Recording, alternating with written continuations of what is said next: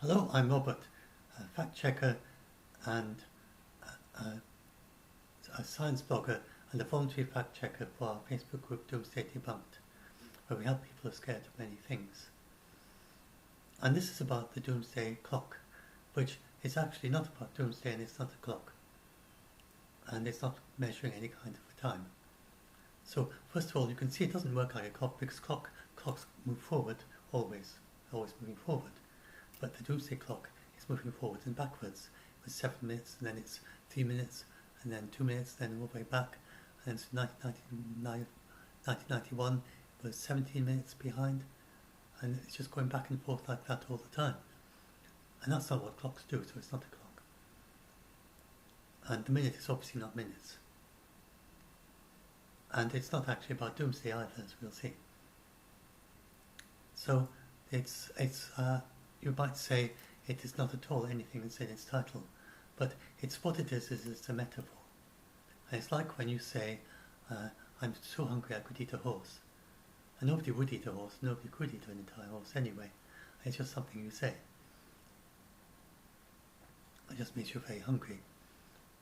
And it's just a number made up by a group of scientists. There's no science behind it.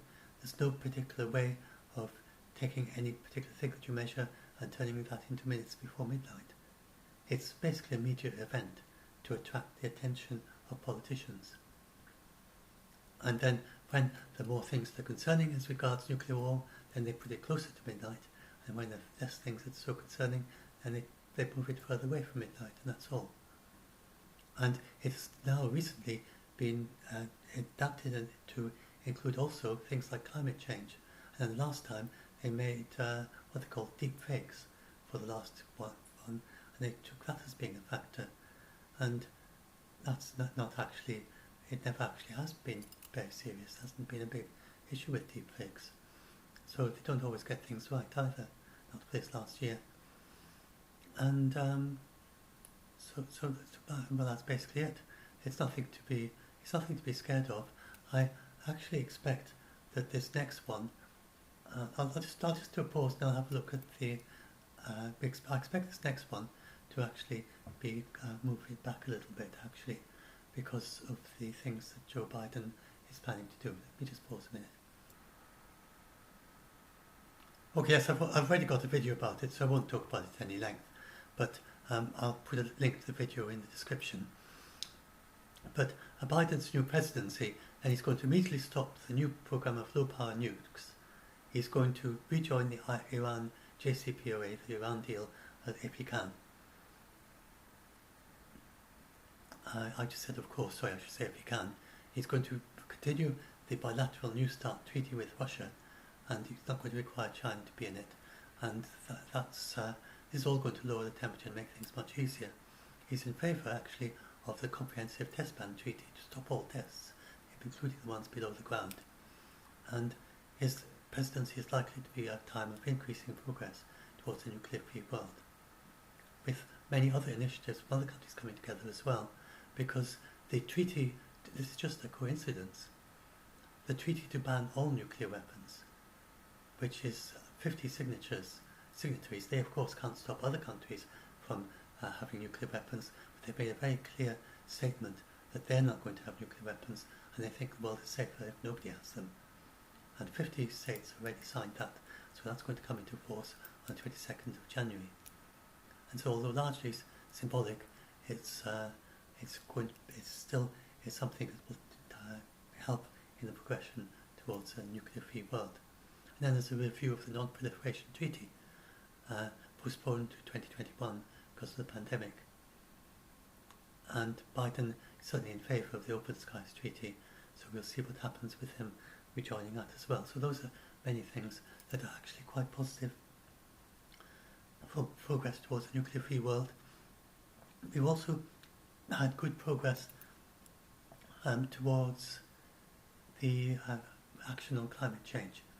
And so I actually expect them, we've got the commitments from China. I'll just bring that up as well. So with commitments from China and with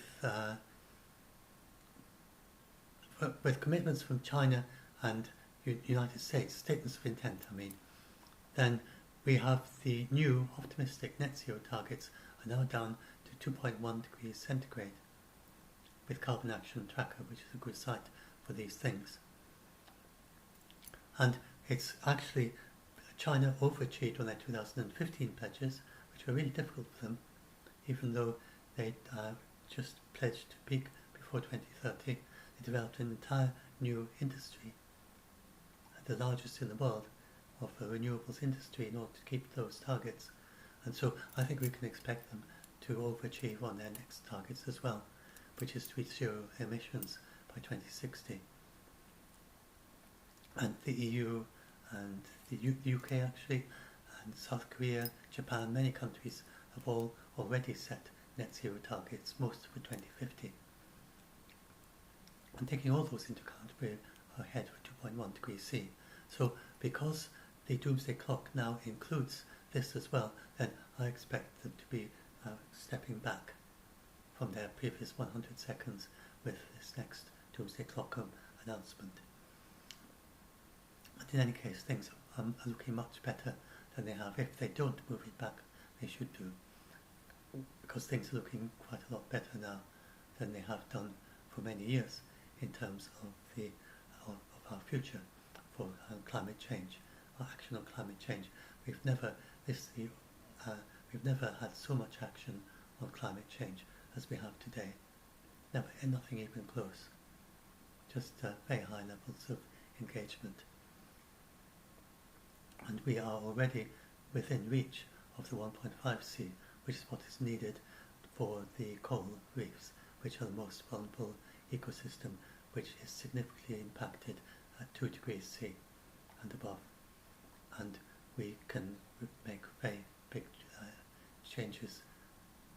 We are very close to achieving 1.5C, and we've got new pledges in 2025 and 2030 after this one in 2021, which is bound to bring that 2.1C is likely to go down even further by the end of 2021, when they bring in all the pledges from all the other countries that are considering zero emissions, because there are over 100 of them that are considering zero emissions and haven't yet made their proper pledges.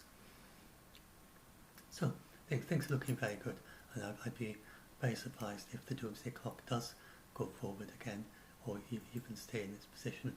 I expect it to move back, but whatever it is, remember, it's symbolic. It's not a clock, it's not a doomsday, because humans wouldn't go extinct in any of these scenarios, and it's not about time. It's just a metaphor, like this horse. So anyway, I'll upload this and help some scared people.